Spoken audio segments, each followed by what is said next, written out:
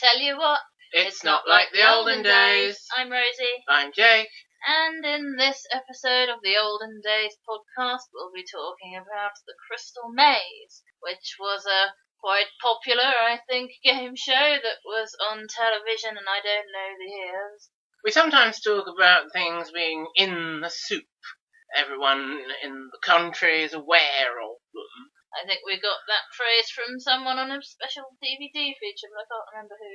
And the Crystal Maze very much was in the soup when it was on Channel 4 during the first half of the 1990s.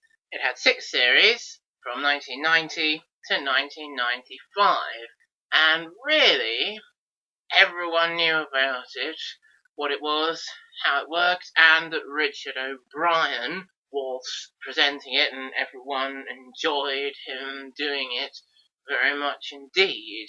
Now, we didn't watch it from the start, but as it was in the soup, I had been thinking for quite some time, I suppose we really should try out the Crystal Maze at some point. It might satisfy the same parts of me that get satisfaction from Nightmare and Incredible Games and that sort of thing. And I'd seen bits and bobs of it, and I'd seen Richard telling someone he was about to lock them in, and then he'd let them out of the room. And eventually, we did get round to watching it, but it was part way through the 5th and penultimate series. And by that time, Richard was no longer presenting it. He had given up after 4 series, and Ed Tudor-Pole was presenting it. And we watched Ed presenting the better part of Series 5 and all of Series 6 at sort of 8 o'clock on Thursday evenings after supper time, with a packet of onion rings from Sainsbury's perhaps and some milk. And we had an absolutely wonderful time doing that when we were, I would have been 11 and 12, wouldn't I? Or just coming up to 11 and 12, and Rosie would have been just coming up to 9 and 10. And it's true that originally the Crystal Maze makers, Chatsworth Television for Channel 4, obviously didn't think it was going to appeal to children. That's why the first children's special, which is the first episode of Series 2 to all intents and purposes, Richard saying, we were really surprised to have all you children writing in and saying, we enjoyed the Crystal Maze and could do much better than the adults. But by the time we're at Series 5, I think it's pretty much established that it is family viewing, family entertainment. Just why they continued having a children's special every Christmas from the start of Series 2 to the start of Series 6. So we were very much, I think, the sort of people that by that time, by 1994, they were expecting to be watching it and enjoying it, and we were watching it and enjoying it. And at first, I, like the rest of the country, was a bit, it's got a new presenter, it's not Richard O'Brien, it's supposed to be Richard O'Brien, I wanted to see what he was like. But actually, Ed has always been our favourite presenter of the Crystal Maze. It had a lot to do with what made me get into it as a child. And I think certainly his fun, wacky, out there performance, if you like, as presenter is very good, stimulating for the younger audience. And I really think we engaged with him quite a lot because he was so fun and out there. And perhaps we wouldn't have enjoyed Richard's style of presenting quite as much when we were that age.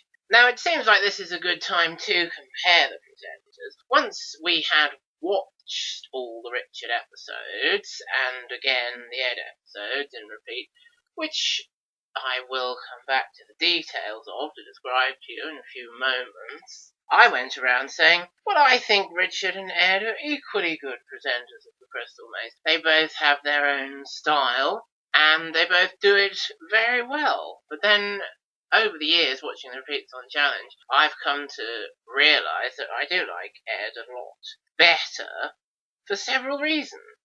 I'm the same. I did very deliberately think objectively and compare which one of them is better, just so no one could say, oh, well, you only like Ed better because you saw him first. And at one point, just so people couldn't say that, I said, yes, I suppose they are about equally good. But then, just like you, I realised Ed is better. And now we'll tell them why, won't we? I mean, Richard O'Brien is very good, and it's easy to see why everyone loved him doing it. And perhaps if you haven't watched it 20 times on Challenge, you don't notice that he's actually hating the whole thing from about halfway through Series 2, and is letting his boredom of the Crystal Maze and his disaffection with the fact that he's doing this presenting work instead of being a household name as an actor and singer and songwriter, he's letting that affect how much life and energy and enthusiasm he's putting it into the show as he presents it. And for most of Series 4, certainly, and you can see it creeping in Series 2 and 3, he's not putting in what he could and should be.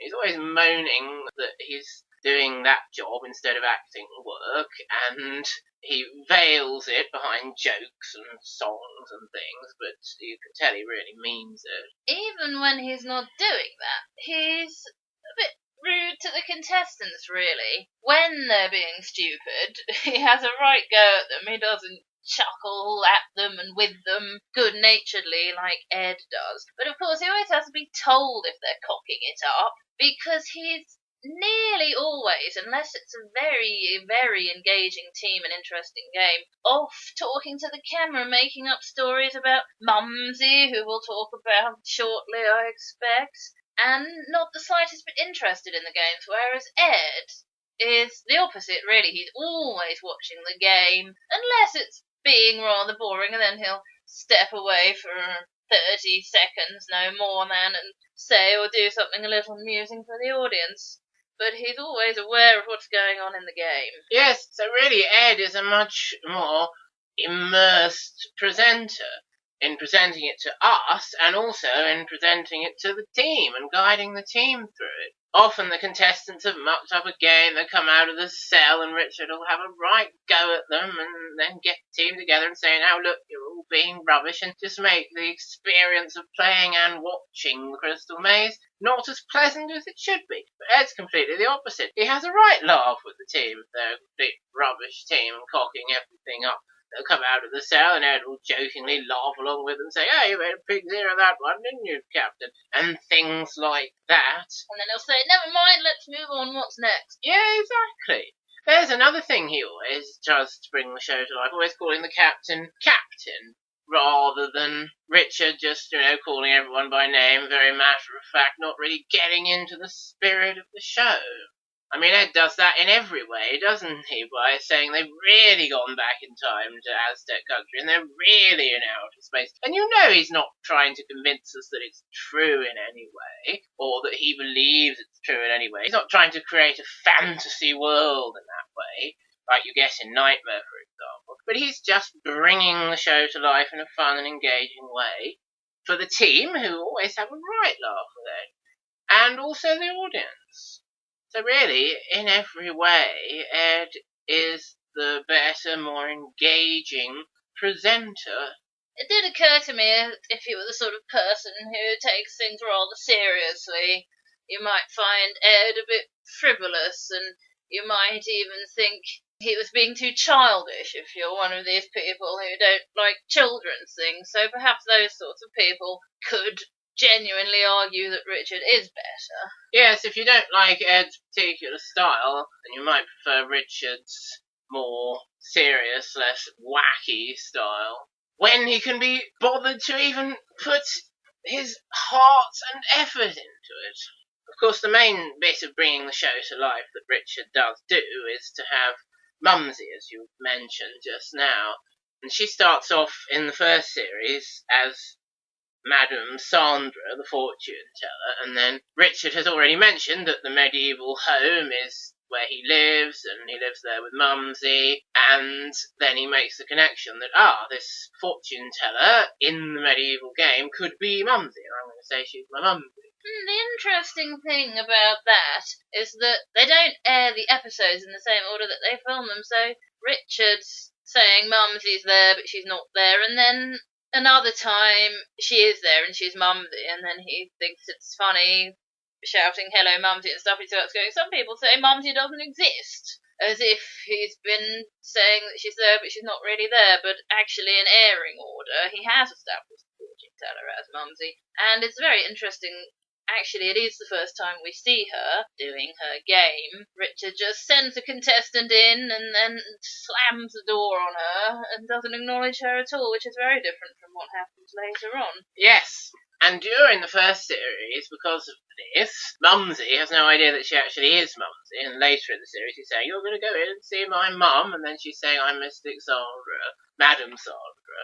By series 2, though, they've made a big thing of it, and she is Mumsy and calls herself Mumsy. You've got Mumsy's 3 coins. I like the excuse that Richard made up for why you have to give Mumsy 3 coins if she's not really this fortune teller character. She doesn't like to take money off me, says Richard. Yes. So they made up this whole thing where he will give the money to the contestants as part of the game.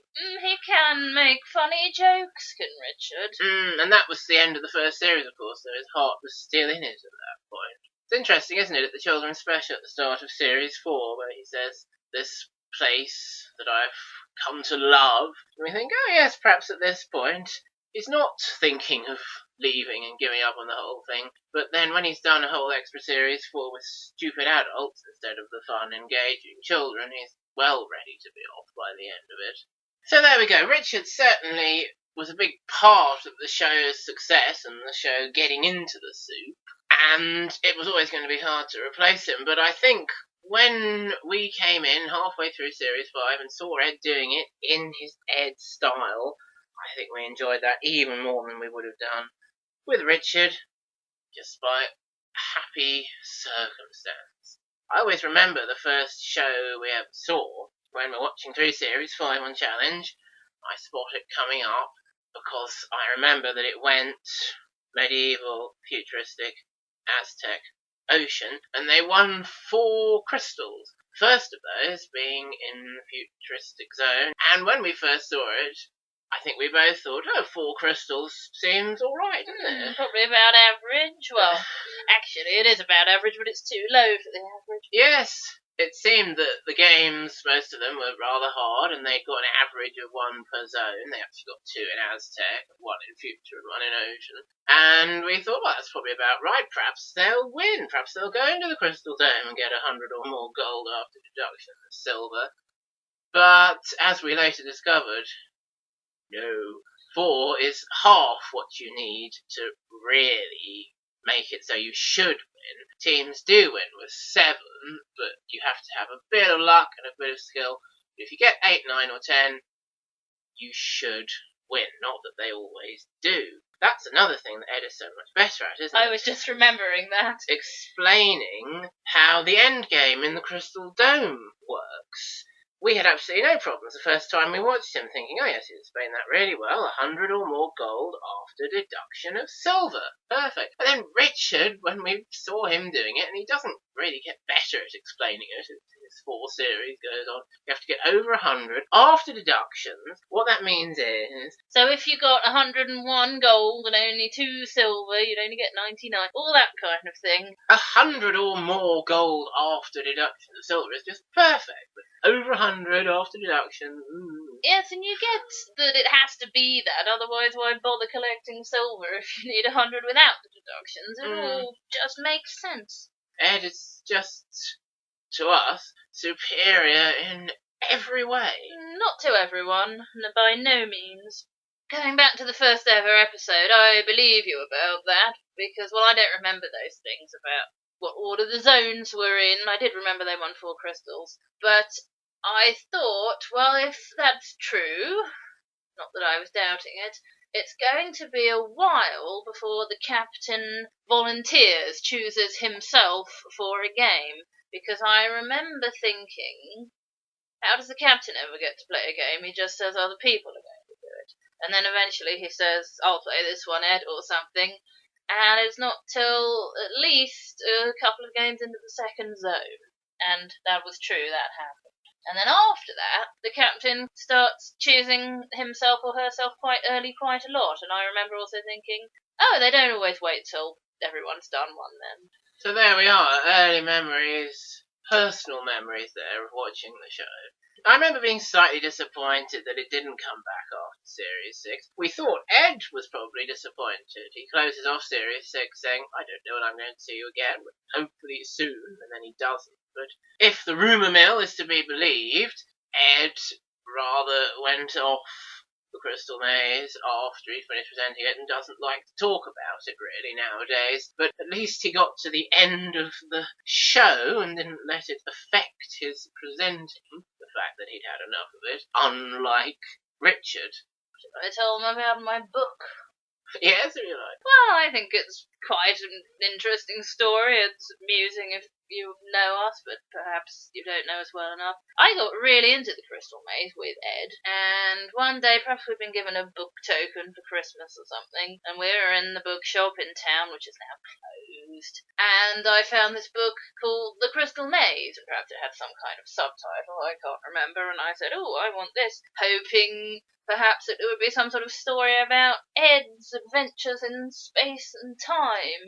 Rather like the Nightmare books, I suppose. Exactly, yes. You must have been making me do the quests and stuff around then, mustn't you? So I bought it, I read the blurb, I expect. It was something about two children having some kind of adventure, which sounded a lot like the Nightmare books for younger readers, yes, actually. You must have thought it was going to be exactly like the Forbidden Gate and Lord Fear's Domain, of course. I probably didn't I? But with Ed instead of Traegard. Yes.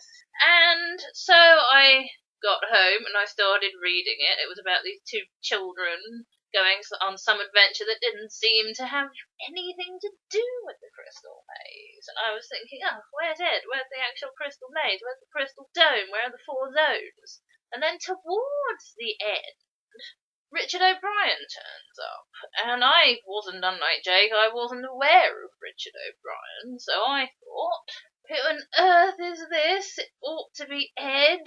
Even if it was Ed, he wouldn't have been in it enough for my liking, but it's not what is going on. And somebody in my family, perhaps Jake, perhaps our mum, explained that he was the previous presenter. And I thought, well, stop that. Waste of a perfectly good book token.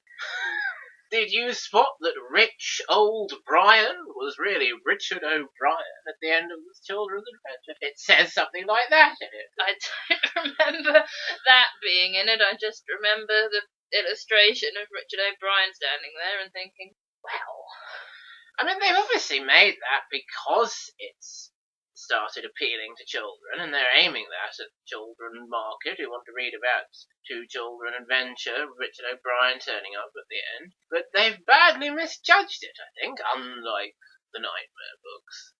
Another thing from the rumour mill around the internet is that there were tentative plans to replace the Aztec zone with a Wild West zone if the series had continued past Series 6, and then it will say something like, but the decision was taken to end the show after the 6th series, so it never happened. I wonder if Ed being slightly, I've done 2 series, that's enough if you think it's enough producers and you want to stop. I wonder if it was kind of a mutual thing rather than Ed being booted out when he was just getting to enjoy it. I think perhaps after reading all the various bits and bobs of information and speculation on the internet, that may indeed be the case.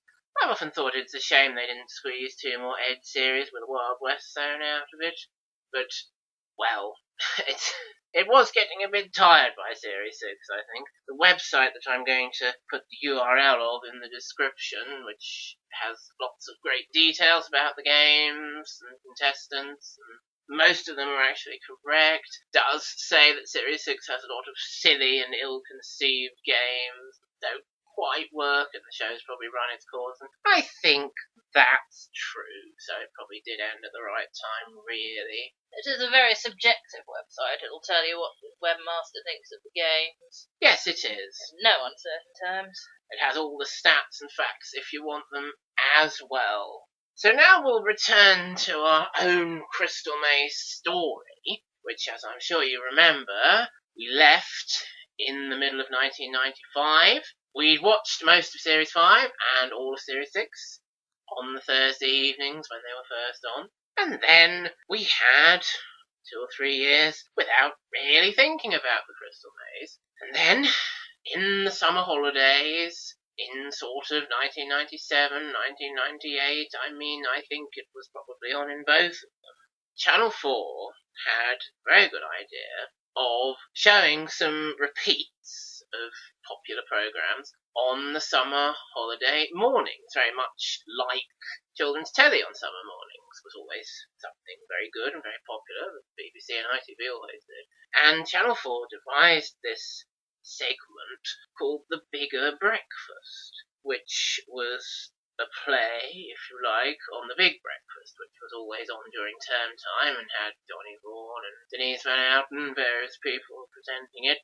Kind of magazine show, live and kicking for grown-ups, I suppose. But The Bigger Breakfast didn't have any of that stuff. It just had a load of old shows to enjoy on your holiday mornings. And they were introduced by Johnny Vaughan and Denise Van Outen. And one of those was The Crystal Maze from the beginning. So, of course, we were fascinated to go back and watch it all the way through. And I was particularly fascinated to see Richard O'Brien, having known that he was very popular, and see what he was like compared to Ed. And of course it hasn't been until more recent years, comparing them on Challenge after watching it ad nauseum, that we've formed our final thoughts about them and their various pros and cons. But we very much enjoyed getting up on those holiday mornings and watching the old show with Richard. And we did watch repeats of Series 1, 2, 3 and 4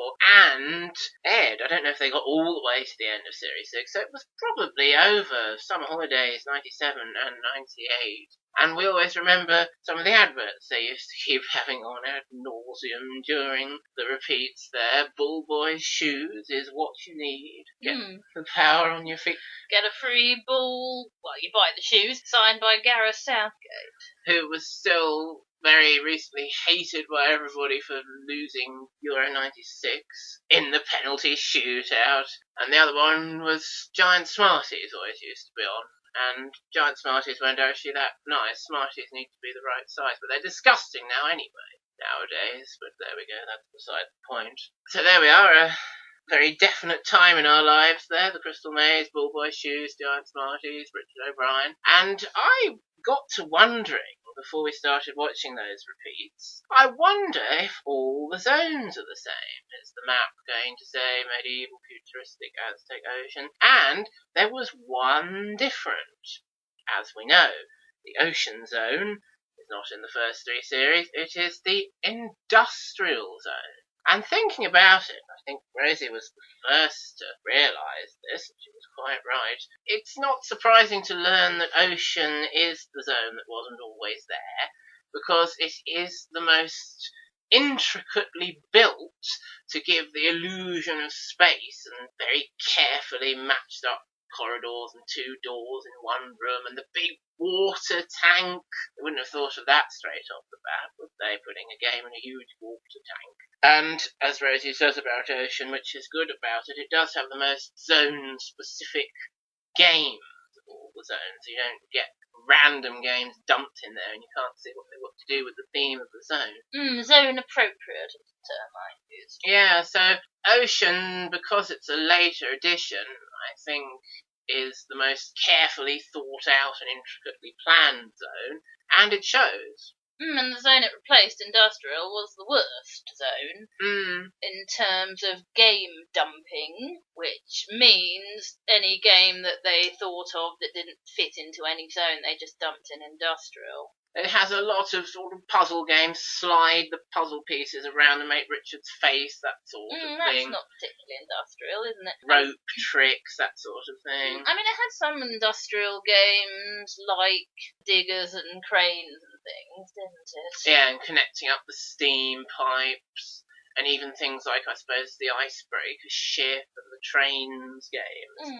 quite industrial, but it was obviously the one they found it hardest to think of zone-appropriate games for. And I think it's probably a good idea in Series 4 to inject some new life into the show and into that zone by turning it into Ocean. I think Ed has a lot of fun making up backstory for the Ocean Zone, perhaps more than any other, with the captain's daughters and the ship resting on the precipice and the gold bullion keeping them from falling in, and Starbuck the cat. He finds Ocean a very pregnant for your imagination zone. And it's my favourite zone for all those reasons you just said.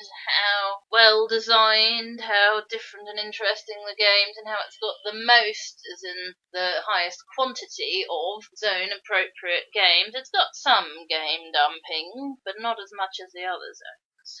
Yes, they all do have some game dumping, it's true. Particularly as the show goes on, I think. But, yeah, Ocean is the least bad culprit, or the least victimised zone for game dumping, and Industrial is definitely the worst culprit or the most victimised, hands down. So there we are. By the turn of the century, which is so long ago now, we had seen the whole of the Crystal Maze at least once, and I'm very glad that we did. But once we got Challenge, which I really chased after and persuaded our mum to get so that I could record Nightmare off it, fill in the gaps in the Nightmare recordings I had. They were playing the Crystal Maze ad nauseum, and when we got Challenge in 2004, right up to, I think, about the middle of 2011, when they finally, their rights ran out to it and they didn't renew them.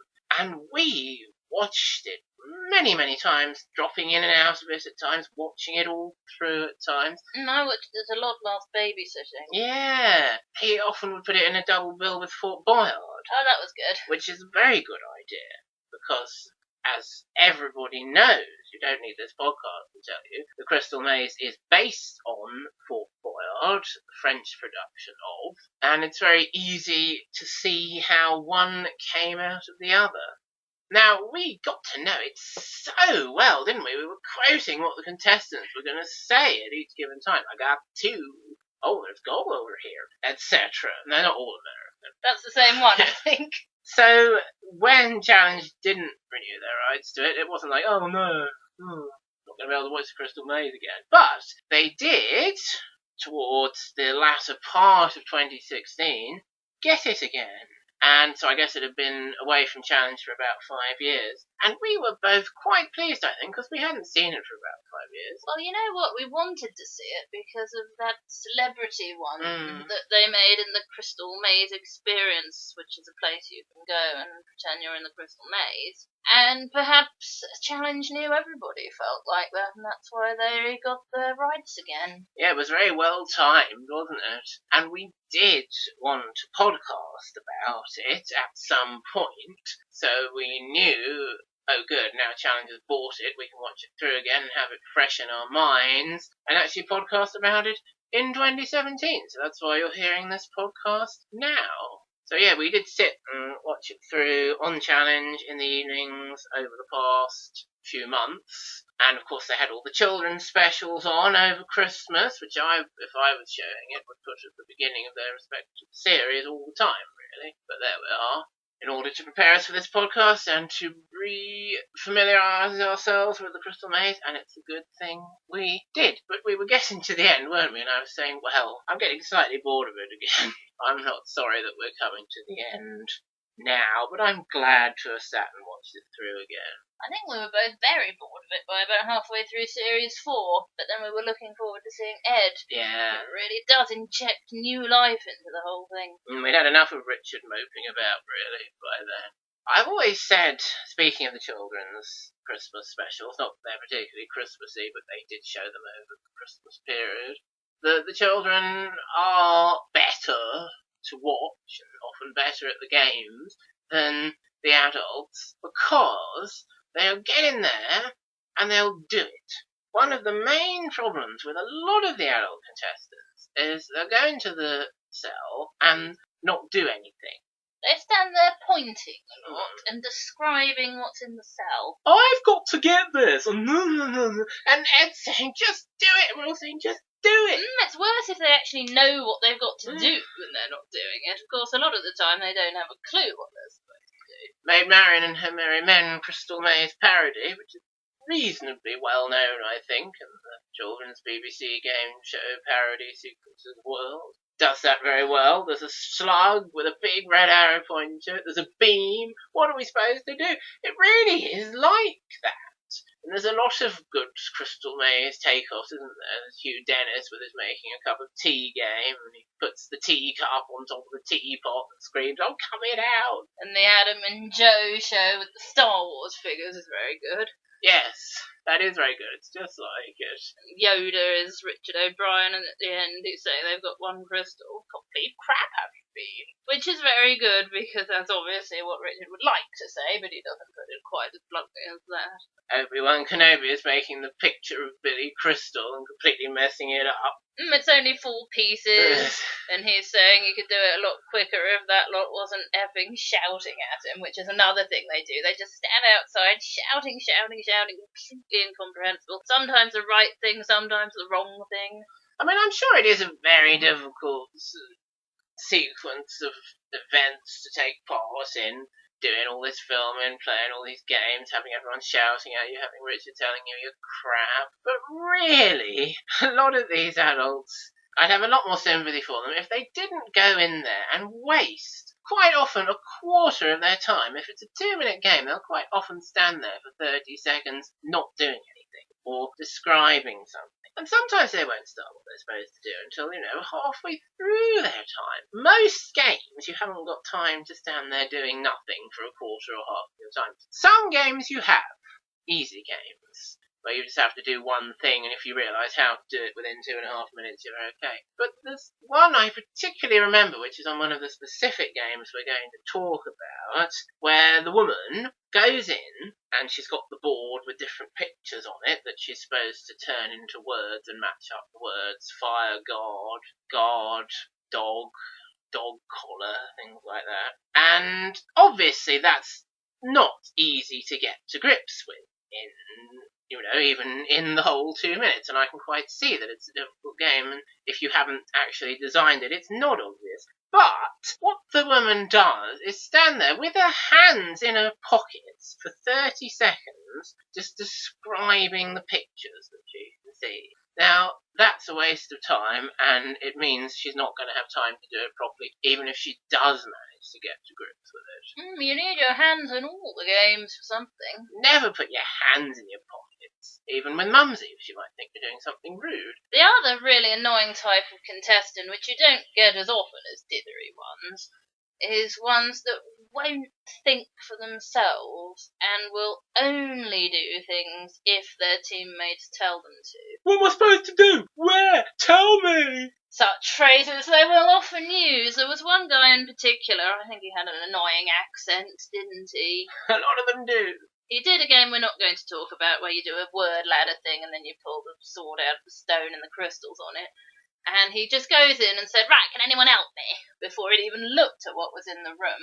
And I think that's the same guy who did another game we're not going to talk about, where you match up some things, some images of flags to a key, and then you open the drawer and you get another one, and you open a drawer and you get another one, and eventually you get to the crystal. And he was saying it was P something or other, and they were standing there going, Q, and he didn't even check that he was right and they were wrong. He just went straight for Q. I remember it was supposed to be P and they were saying it was Q, and it was wrong. And then he goes and spends 20 seconds looking again and ends up by saying, "I was right first time." So why didn't you do it?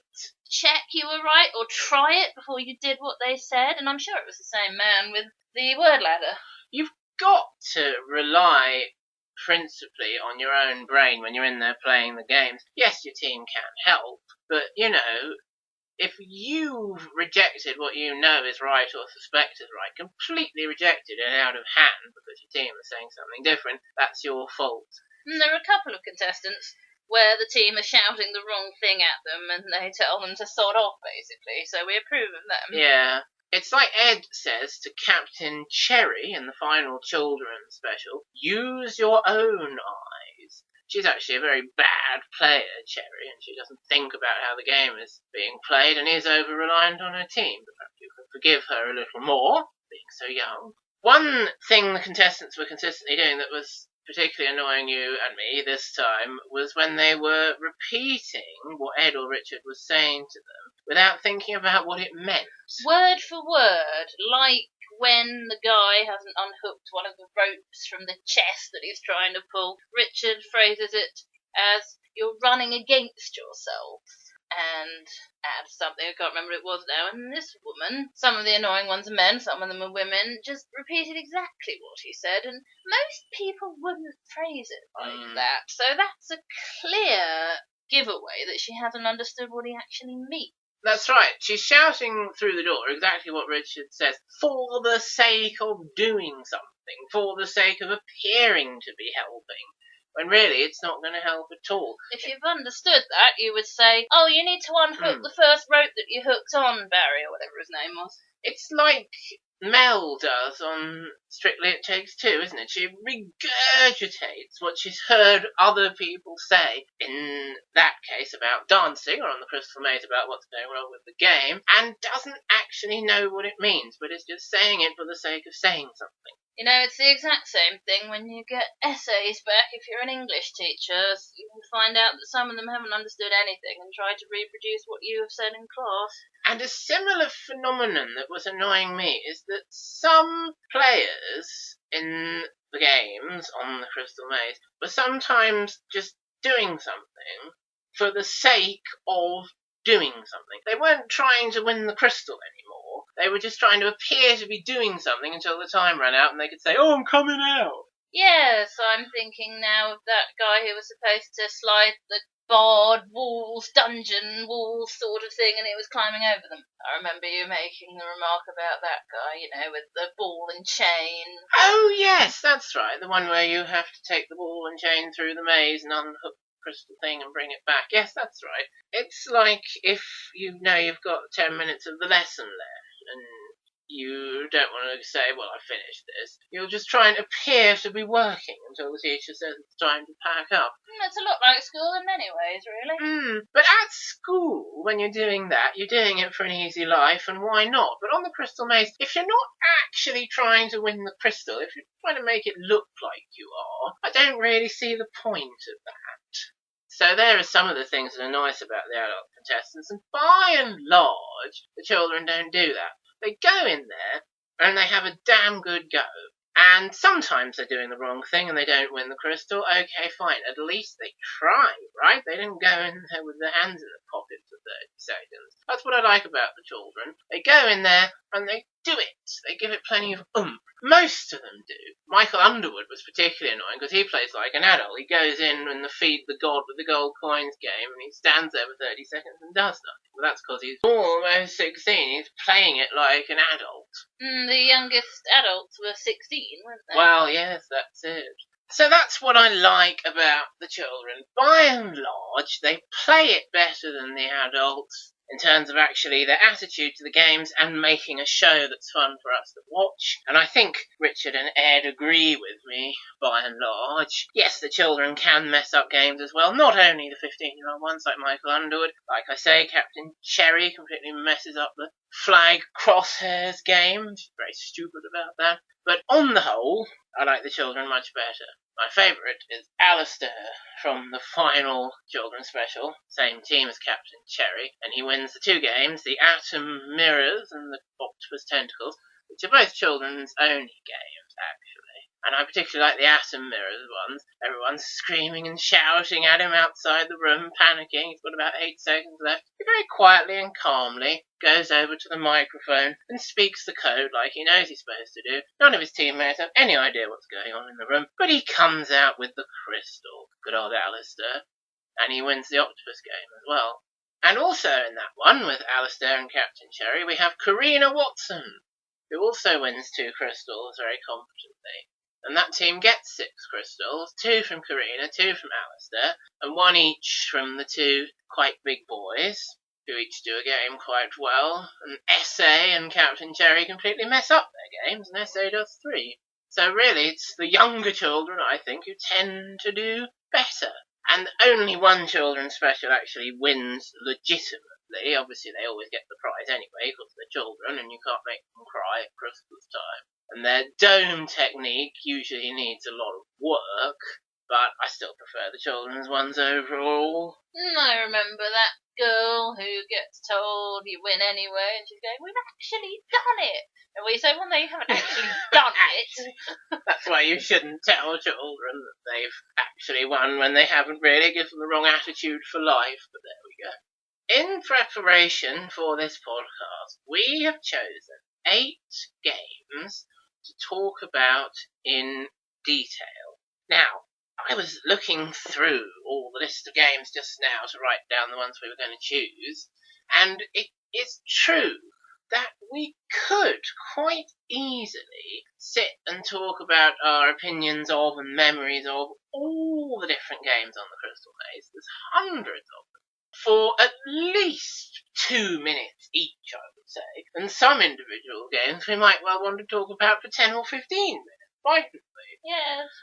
And if we did that, and if we allowed ourselves to sit here and start doing that without having a list, we'd end up with an audio file that was 4 hours long, and I'd be sitting there desperately trimming it on Audacity for a week, and I'd absolutely lose the will to live. So what we've actually done is been very firm and each chosen 4 games to talk about in detail. There are others that we could just as easily talk about and perhaps would like as much to talk about in such detail, like the one with the red water where you run across with the holes in the bucket that we thought was impossible and the man did it but it was not quite up to the line. We could talk about that for hours, couldn't we? But we won't. It was up to the line, though. We thought it wasn't, and then it was. That's right. On this viewing, we realised, they weren't that generous to him, and he definitely deserved to win anyway. It's because the cylinder is slightly slanted, so it's definitely up to the line at the back. Richard's saying it's touching at the back, it's touching at the back. He does have arguments with the people in his ear a lot of the time. Oh, doesn't he?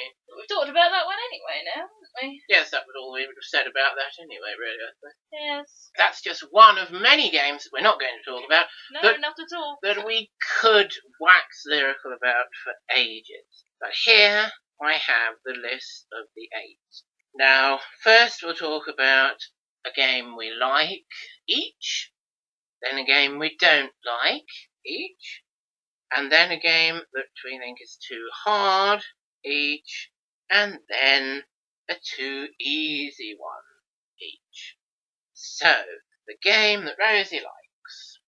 Captain's Table, which is a game in Ocean. It's very zone appropriate because you go into a room and in the room is the captain's table. And there are these sort of things that are a bit like placemats and a bit like those things with pegs in that you stick in the appropriately shaped hole as a child. Put the wood in the holes, Frank. There's an episode of Sooty where they do a Sooty one of those, I remember. And they've got people's names on and their crew insignia if they have one, or their family coat of arms if they have one. And there's instructions on the wall. It's very, very easy what to do.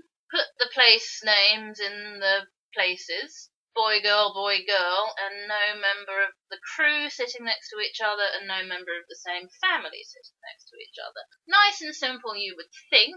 And the crystal is on a decanter in a tantalus, and I'm very proud of knowing that it's a tantalus from watching Bargain Hunt.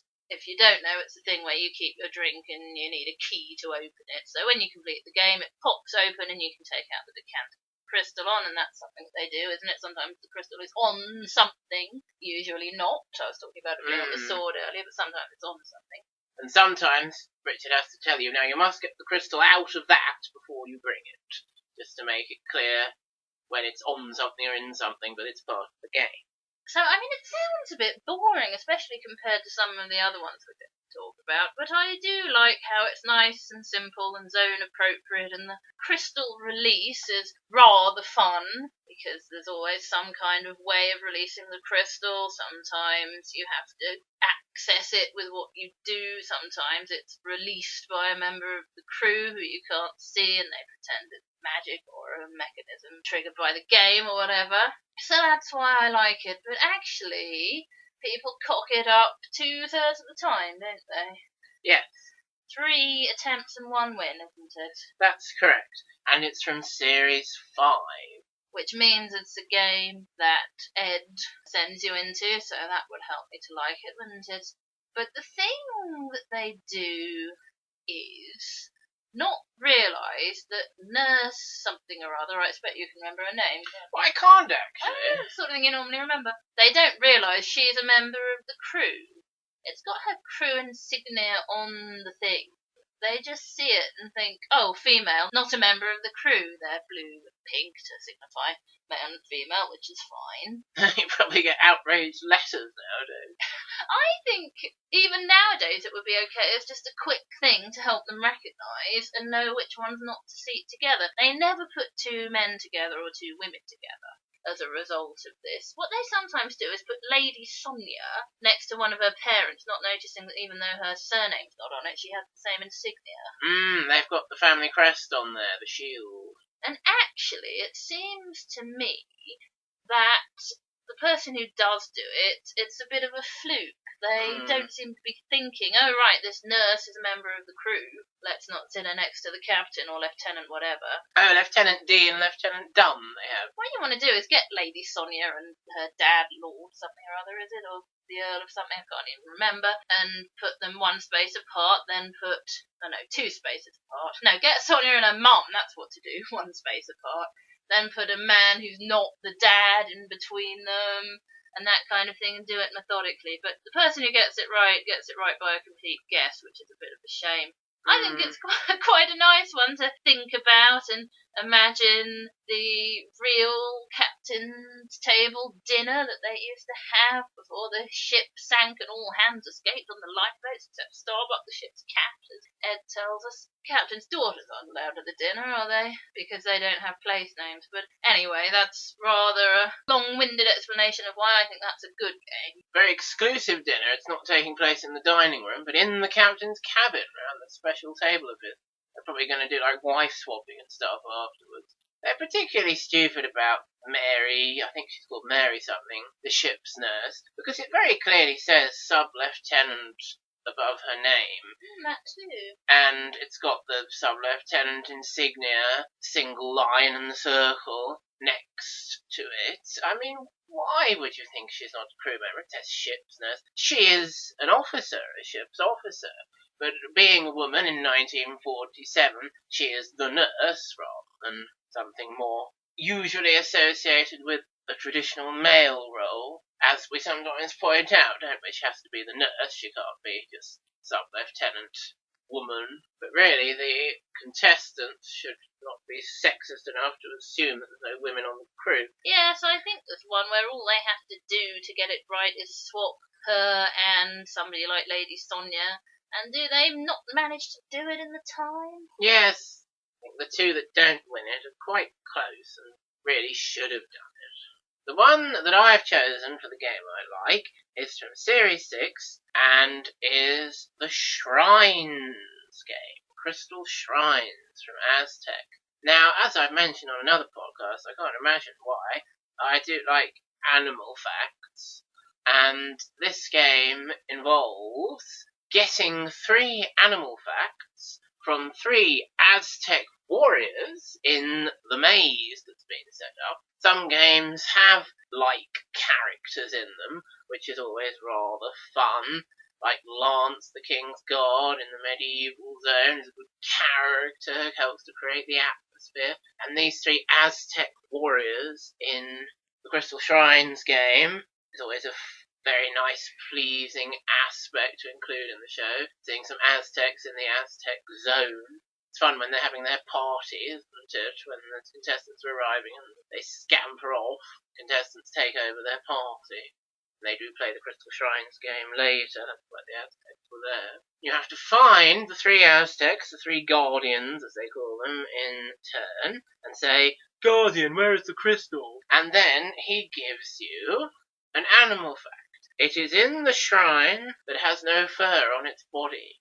And you've got 4 shrines on the wall, same wall you came in on, and as you get each animal fact, you eliminate 1 shrine until finally you're left with the one it has to be. And it's very nicely and carefully worked out, because when he says to you it has no fur on its body, there will be only 1 shrine that does have fur on its body, with an animal that does have fur on its body. So that will eliminate it down to 3 possibles.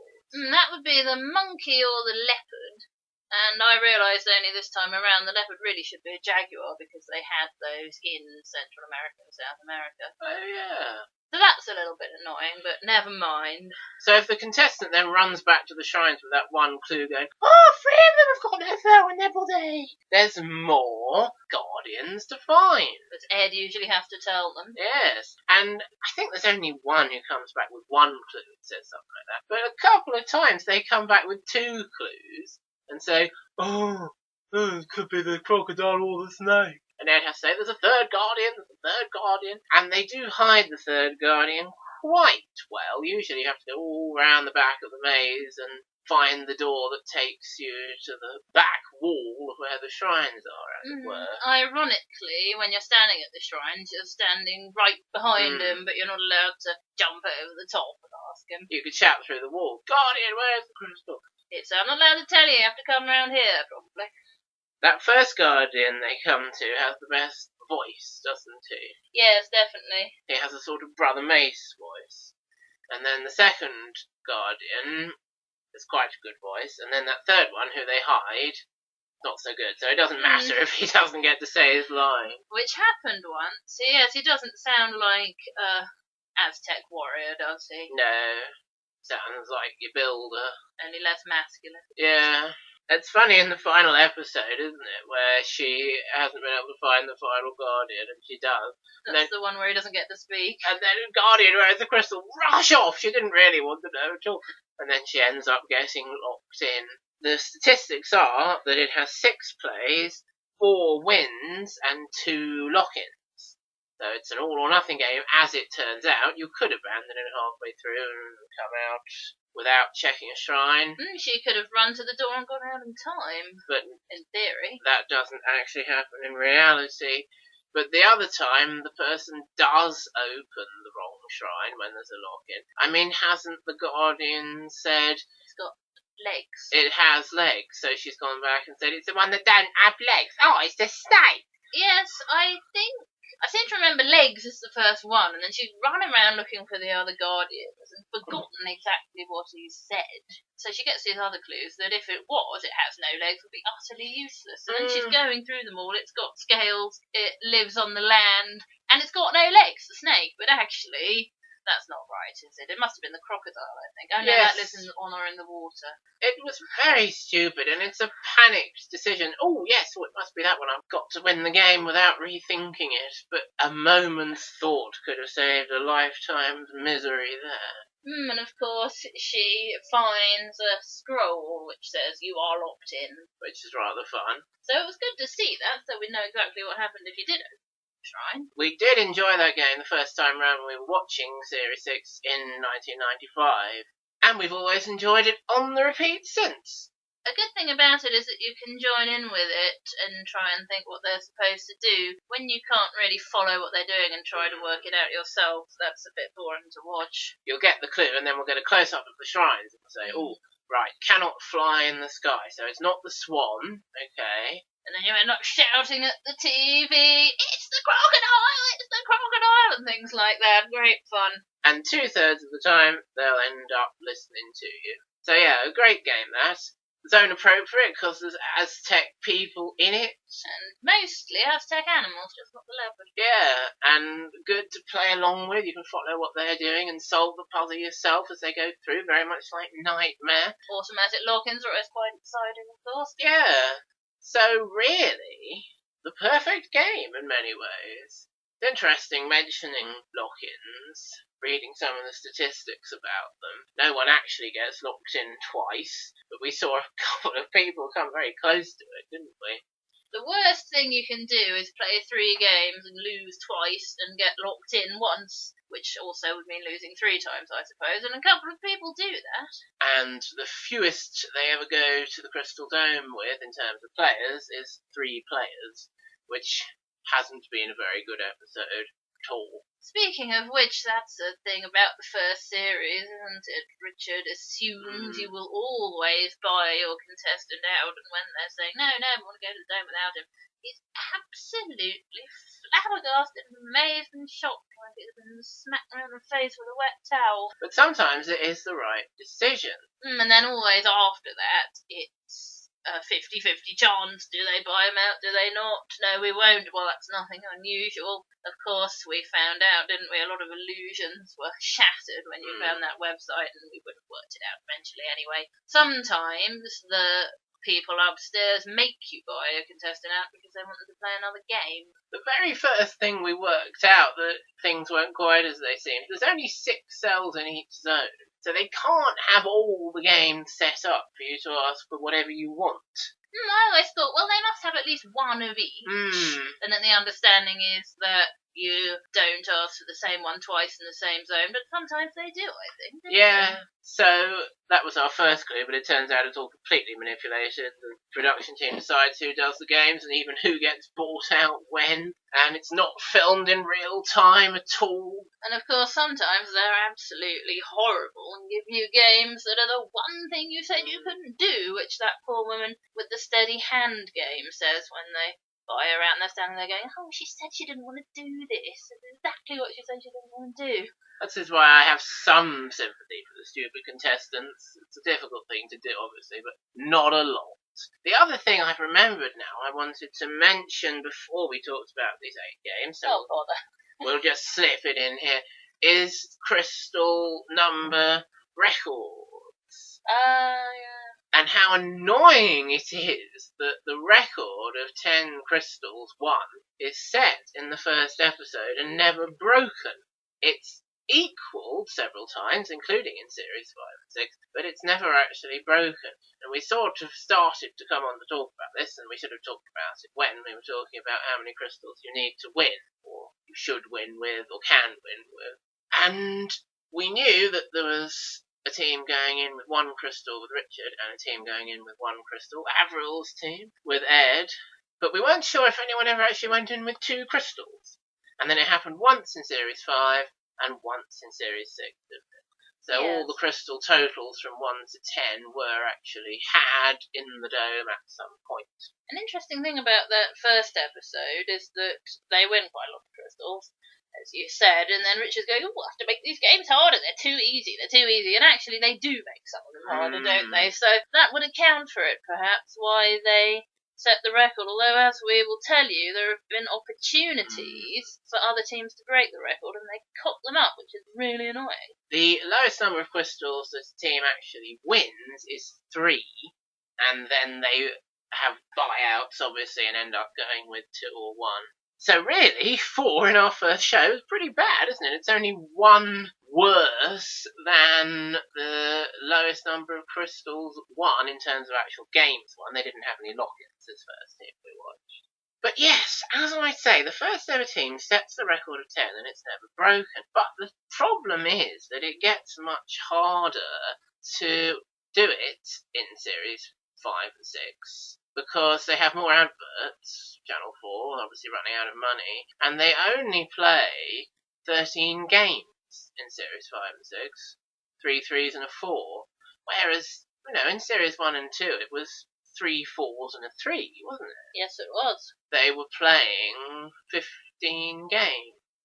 So, really, technically, the record for Crystals 1 is 10 out of 13, which is achieved in Series 6, and I think 5 as well. I think so. Yeah. So that's the actual record, but the raw record of crystals crystals is 10 and has been since the very first episode in 1990. But yes, it is annoying, as Rosie was saying. There are a couple of teams, I think it's one in Series 5 and one in Series 6, actually, isn't it, that have the opportunity to break the record. They're one move in a game away from breaking the record, and they don't do it. We're going to talk about one of those games, aren't we? We're going to talk about the Series 5 game, which is Rosie's choice of a game that's too easy. And the only person who loses it is this stupid woman. And if she'd won it, like everyone else does, and she should have done, they'd have broken the record with 11 crystals. 11 out of 13. Wow. And then in Series 6, the team that wins with 10 crystals are a funnel away from breaking the record and getting 11. And building a boat game, that would be, wouldn't it? That's right. You build the boat game, and he does the bit, the man, that everyone finds really hard of matching up the coloured portholes to the two pictures. He does that bit fine. His team are trying to tell him to do the wrong thing, I think. He's going, oh, no, this is right. And then he puts one of the funnels in the wrong way up, and there isn't time to turn it round. One funnel turn away from 11 crystals there. That's the one that really, really gets me. I don't think the stupid woman is that close to completing the easy picture game. But we're not going to talk about that boat funnel game, are we? Not at all, no. So there we go, records. 10, set in the first episode, equalled several times, never beaten as a raw score, but then you've got to say the best result is 10 out of 13 a couple of times. Of course, a couple of teams arse up the crystal dome with 10 crystals, don't they? Which we should never do. Including the first ever team. Oh, so they do. They get their total of 92, which is enough in the first series for the runner-up prizes, 50 to 99. Which most people got, didn't they? Which most people get. And to make it less predictable and to save themselves money, it's just 100 or more after that, which I think is the right decision, really. Rosie selected for her don't like game Sea Safe, which is from Series 6 and takes place in the big water tank in Ocean that I was talking about earlier. Yes, the big water tank room is a good idea for a room, and they play a lot of different games in there, including the Ocean Treasure Hunt. And there's a treasure hunt with a dead body, except there isn't a body in Aztec, is there? There is, but it's on the floor. And you can't really see it. It just looks like a sort of pile of rags. There's one for every zone in the different series, but we're not going to talk about those either. But it's a room where sort of some of the sea has got into the ship sort of thing. Which makes sense as it's sunk. Absolutely right. But this one, what you have to do is open a safe which is under the sea, well, under the water, and the combination's written up on the wall for you, and you think the tricky bit is diving under the water and holding your breath and remembering the combination, which is easy to remember. It's 1, 3, 2... 1, 2, 4, 3. Right. And then you open it and the crystal floats out on a floater. Float, I think it's called, actually. That seems to be it. But then, actually, the real challenge is getting out. Ed will tell you this is an automatic lock-in. And there's a protrusion on the wall, and there's a rope ladder with a rubber ring on it, and you have to, ideally, be tall enough to just do a little jump and hook it over. They sometimes aren't tall enough, and they throw it, and if you're throwing a thing like that with a rope ladder, messing up the weight of it... A wet rope ladder, too. A wet rope ladder, and a very small... well, sort of short and fat protrusion. You don't have a lot of room for error with the rubber ring. It's not that much bigger than the protrusion. So, if you're not very tall and you don't really have to jump and you can just put it on with complete control of your hands, you're going to be alright. But if you can't, you're not. And it's actually very boring to watch them trying to hook this rubber ring over a protrusion, and you know they're never going to be able to do it. So there's a game with not a lot to it, and it's too hard unless you're really tall, in which case it's too easy. Yeah, a horrible game that. Really unpleasant to play and watch, I think. I don't like it at all. And it is the first one that made me suspicious about lock-ins, because as we later found out, they don't really stay in the cell, they go and sit and have a cup of tea or whatever. But it did make me suspicious, because I thought, well, they're going to have to leave them standing there in the water. they could get hypothermia. I don't think I thought of it in those exact terms, but I knew it made you ill just standing in water like that. And then I thought, well, maybe they secretly let you out of that cell, but actually it's all of them. But an interesting thing is that team with that short woman in it and that tall man in it who has been locked in. And Ed keeps saying, do you want to buy out the tall man? Do you want to buy out the tall man now? And the captain, who's pretty hopeless actually, is saying, no, we don't want to buy him out. And then they send the little woman who's actually very clever and she knows how to do all the puzzle games and mentals and things. And they give her a game that's very easy that she does, and one that you do need to be quite tall to shake sand down some tubes, she doesn't do. And they give her this one that they were obviously supposed to give the tall man who's been locked in on the first game he's done. And they know she's going to get locked in, so they're punishing them for not buying him out soon enough. And the stupid thing is that they do buy him out when it's too late. Locking the stable door up, the horse has bolted, or what? So he might very well have been able to do the game, he might not have been. But what are the statistics? I know one person wins it, a very tall man with long arms. Yes, it's 1 win out of 3, 2 lock-ins. So there we go, unless you are the very, very tall man, you do the sea safe and then you can't throw the rubber ring up. I think the other person who got locked in was a quite tall man, but not tall enough. He almost made it, didn't he? And then it didn't quite go on. It's no margin for error. It's very harsh. I'm glad you mentioned the treasure hunts there, actually. I did always like the treasure hunts. There isn't one in Series 6, and we only saw the future one twice in Series 5 when we come into the series. So I thought they had treasure hunts all over this. I used to like setting up treasure hunts around the house. Very easy to do. I used to do those, I remember. No, I wanted to see them on the Crystal Maze, and we didn't really see them the first time watching. So I was very glad when we came back to the Richard Bigger Breakfast repeats that they did have one in the first 5 series. And of course, all 5 zones get their treasure hunt. Industrial Series 1, the crystal is in the vase of flowers. That's a very quick treasure hunt, or is that the last clue? That's the final clue. And that has the murdered man at the desk is like a private eye or something. That's not Not very industrial. He should be a crane operator or something. Yeah, a crane operator. And then Series 2 and 3 are medieval and Aztec treasure hunts, and I can't remember which is which, to my shame. But yeah, the Aztec one has the body on the floor that looks like rags, but sometimes you get a clue off it. I always thought there was no body. All the other ones you start with the body, I think. Yeah, the medieval one, it's a wizard who's been murdered, and it's his wizard's laboratory, and it's quite a pleasing environment for someone who likes Nightmare and that sort of thing. And that has 4 plays and 4 wins. I don't know if it's easier than the others. And then Series 4, as you said, is the Ocean Treasure Hunt in their brand new water tank. And dead body is a pirate. That's right, yes. There's a couple of dead pirates, actually. One of them's at the table, and he's the one you start with. And then the Series 5 Treasure Hunt, Futuristic finally gets one as the website with lots of bias on it, but I can't believe we have to wait till Series 5 for Future to get a treasure hunt. And that dead body, for the first time, is an actor rather than a dummy.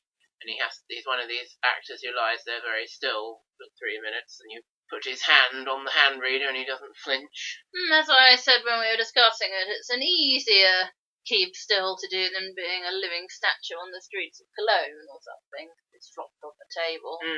So I remember suggesting he was real, and you wanted to know if I had any evidence, and I said, well, I was always a bit suspicious of how natural the hand movement was when they put his hand in the hand reader, but then on the big telly, the big flat screen, you can really see the hairs on his hand and little details like that you really wouldn't bother making on a dummy. They seem to be particularly thick about that futuristic one. They can't look in the alien tank and pick up the boglin and things. But there we go. The telephone is on the table. Where? But I do like all the treasure hunts. To be fair, the telephone's black and the table's black, so it is hard to spot. But the treasure hunts aren't on our list, are they? But we talked about them anyway. It's not easy. Yes, I did want to slip them in, and when you mentioned it talking about the big ocean tank, I thought maybe I could well have a quick word. The other thing we didn't mention was Ed and Barbara. it's great fun for the younger audience. Well, we certainly thought so, that Ed is in love with the computer in the futuristic zone. They have a lot of very fun conversations, and he says a lot of very fun things about it, not in as much detail and being as serious about it as Richard used to do about things. Richard has made up interacting with the computer, and he blames the computer for things that go wrong. The computer can have a different view on this, and it starts off with Richard doing the computer's voice. Oh, I've got a headache! And then they realise they need to get the producer or someone to come and be the voice of the computer, and that works well enough with Richard. But Ed and Barbara is just so wonderful.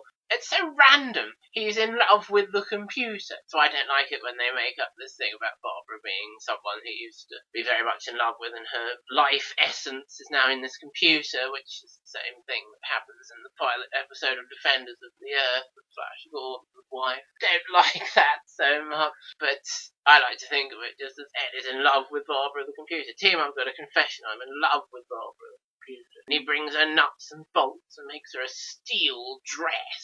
She looks absolutely ravishing. It's just a fantastic part of Ed's absolute engaging fun, isn't it? I suppose I hope she'd be in this book I bought, along with Starbuck the ship's cat, and of course from Medieval Ed's horse Bert. You could do a wonderful book about Ed and his characters.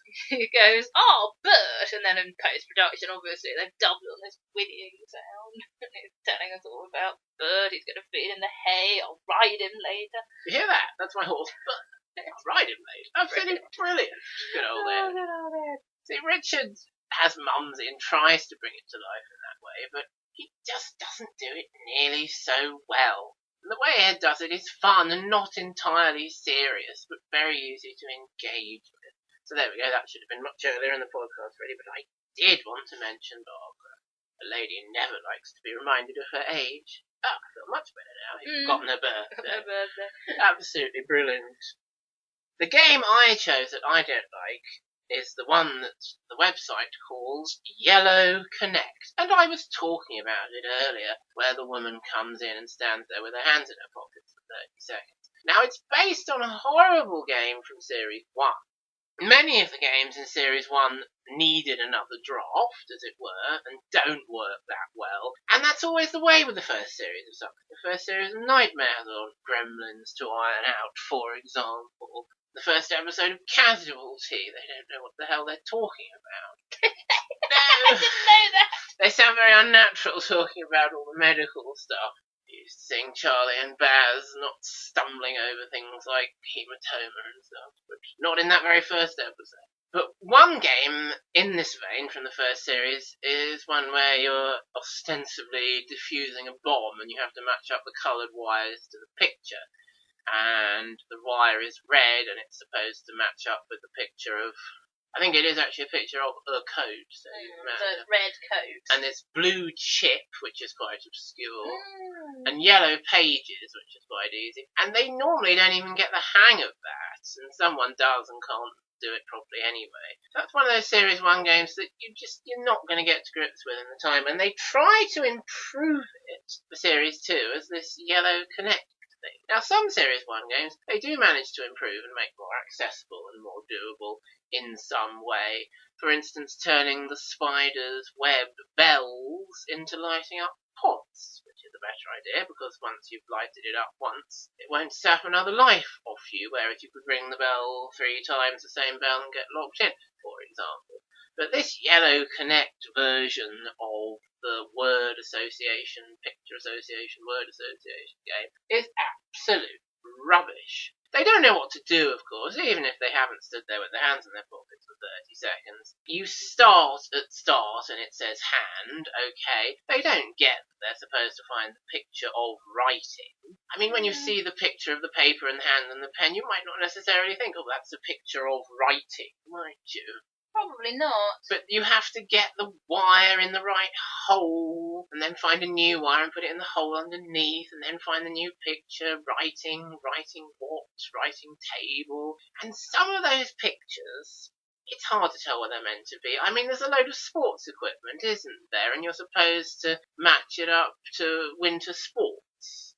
or snow sports or something. Yeah, I think it's winter sports, and then is it sports car? Sports car, I mean, yeah. I would look at a picture of sporting equipment and a picture of a forest and a picture of a car and think they all matched up. Exactly.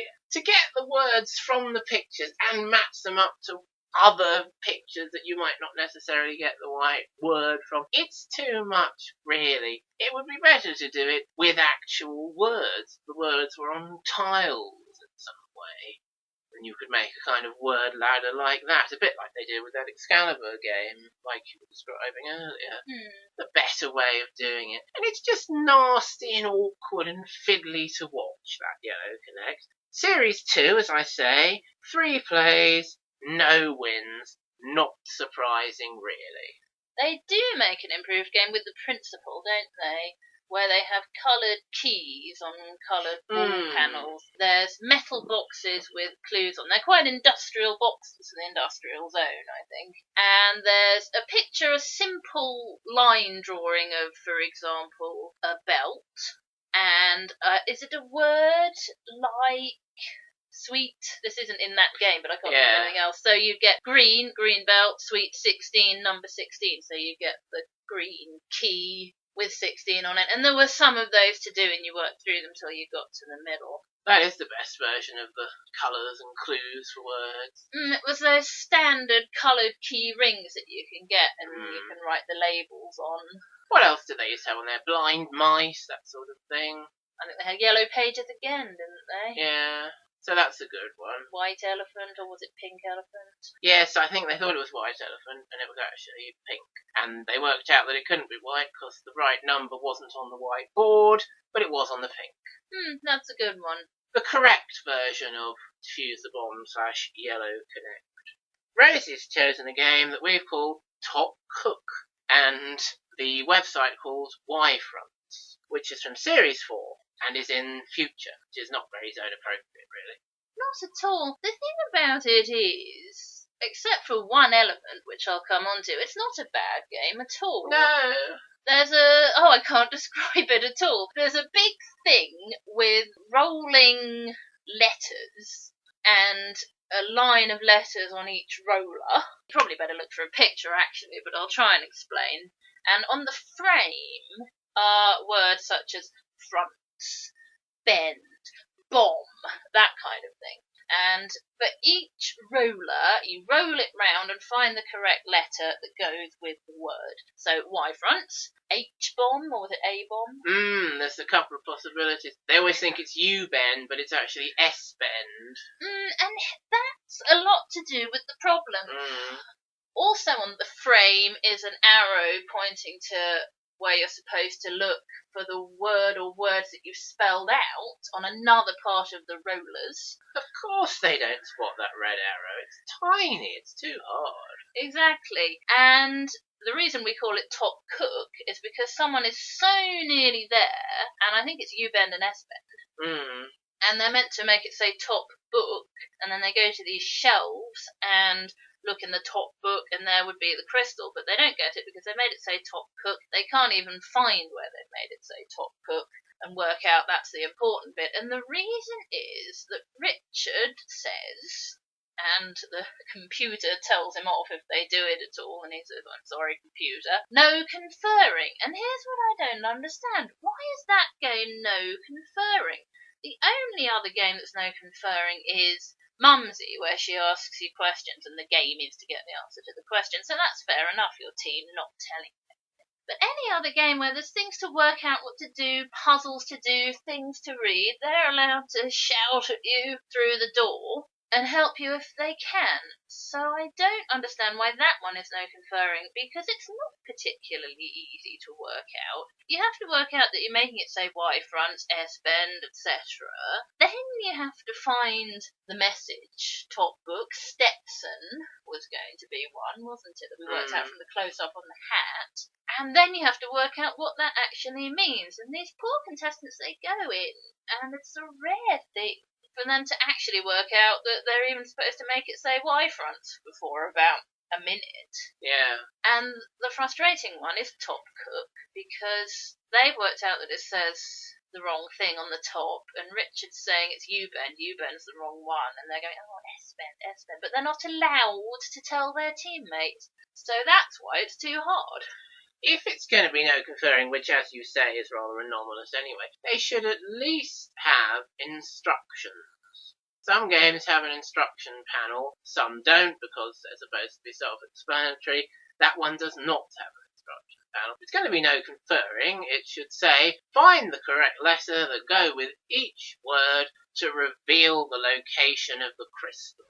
Or something like that, shouldn't it? Yes, and the poor contestants, they don't take in that it's no conferring. They're going to go, oh, help me, can somebody help me? And the time when Richard gets told off by the computer, of course, is when he's trying to direct the contestants just to get the principle of making it say H-bomb.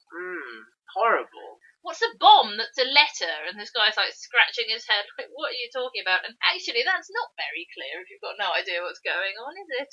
Yes. It has 3 plays and no wins, as you might suppose.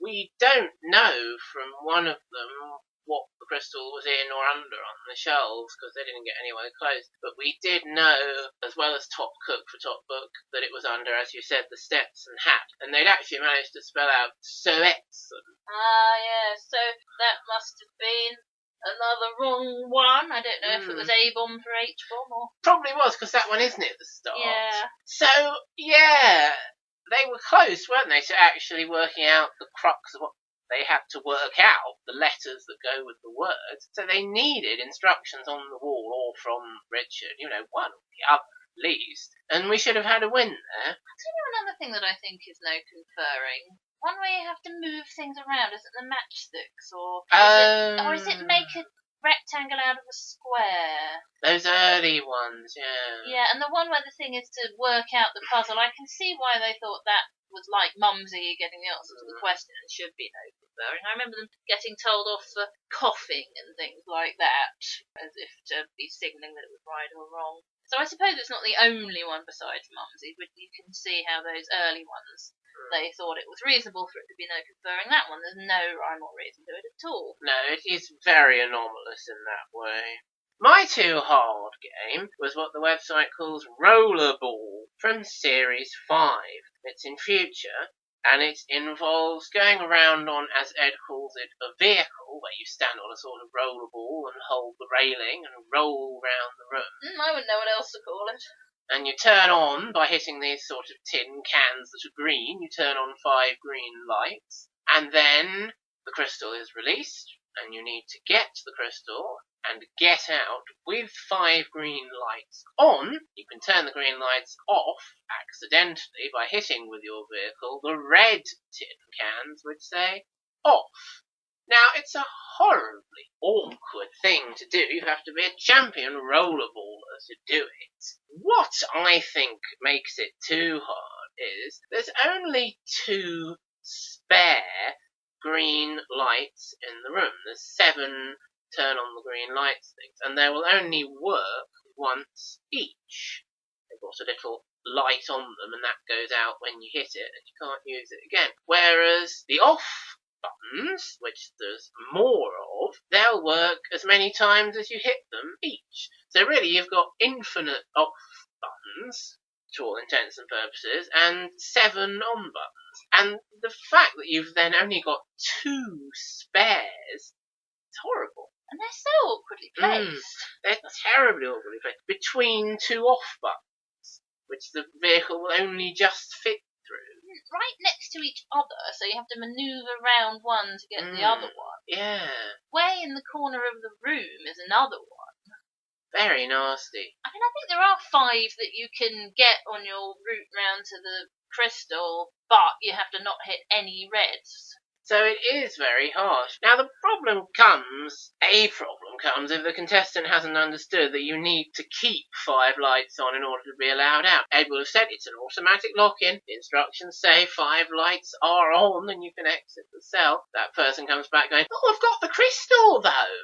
Yes, but it's an automatic lock-in and you haven't followed the rules. 5 green lights to exit the cell. It's one of those things they just don't take in, like the people who go into Top Cook not having processed that it's no conferring. Exactly. So even if you get to grips with it, which some of those contestants don't.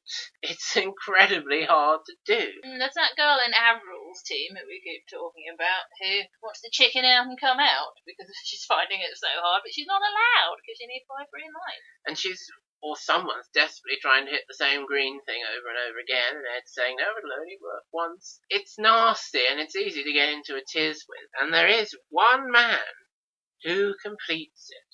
It has 1 win out of 4 and 3 lock-ins because it's an automatic lock-in. And it's good and exciting to see that man win. It really is all or nothing, as I like to say. You either get locked in or you win the crystal. And he does what you said earlier, going all round getting the 5 relatively easy green lights and carefully picking up the crystal and making his way back. That's the only way to do it.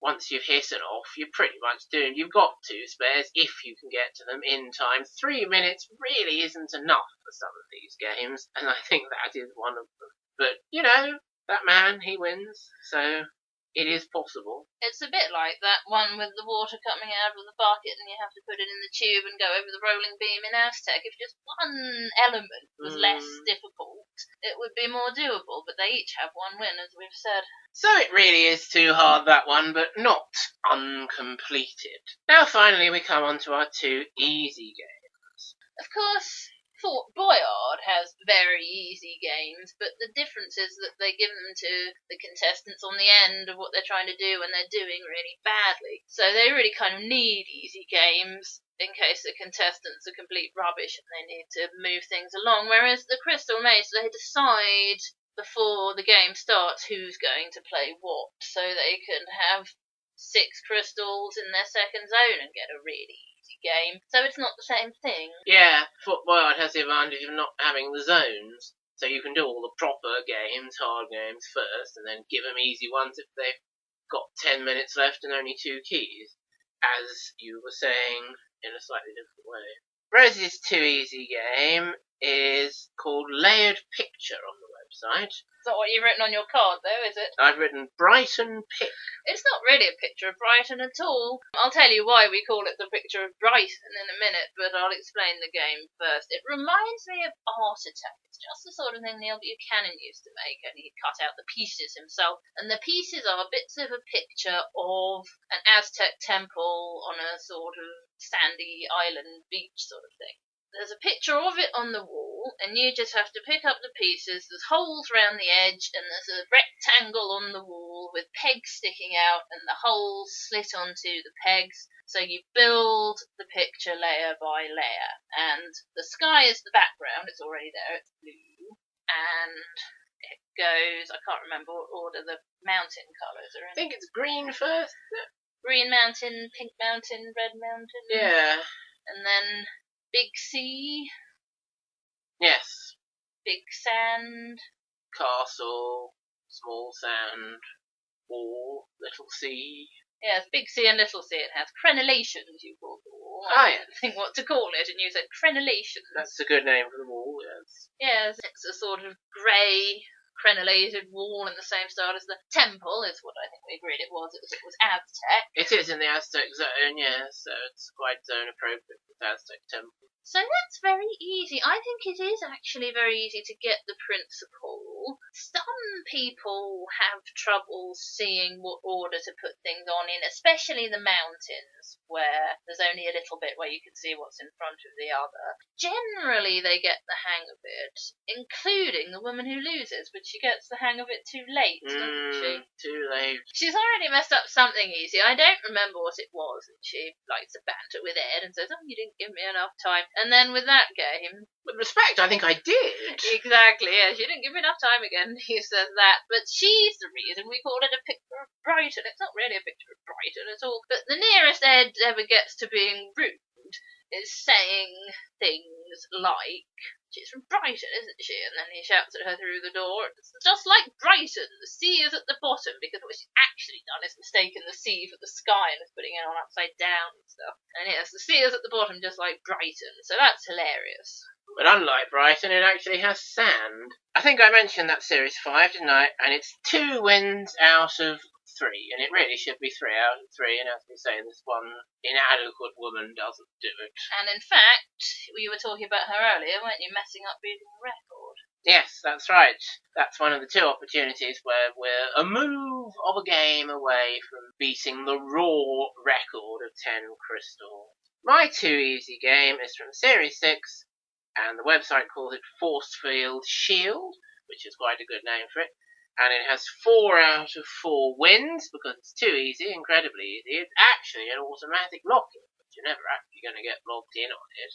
It's in future, and I guess it's quite futuristic, because it has this glowing sort of shield thing on a rope, prongs sticking out of it, and you have to push it through these force fields, which are obviously plastic. When people trip over them, it becomes very obvious that they're plastic and not force fields at all. And they're sort of fluorescent neon lit up, which is quite futuristic. It's sort of gubbins of a spaceship, it puts you in mind of. It's quite zone appropriate, quite good. But it's too easy to win, because there are 4 shaped force fields to push the shield through, turning it as you go, getting the right prongs through the right holes, and you are allowed to hit the shield against 2 of the 4 and not get locked in.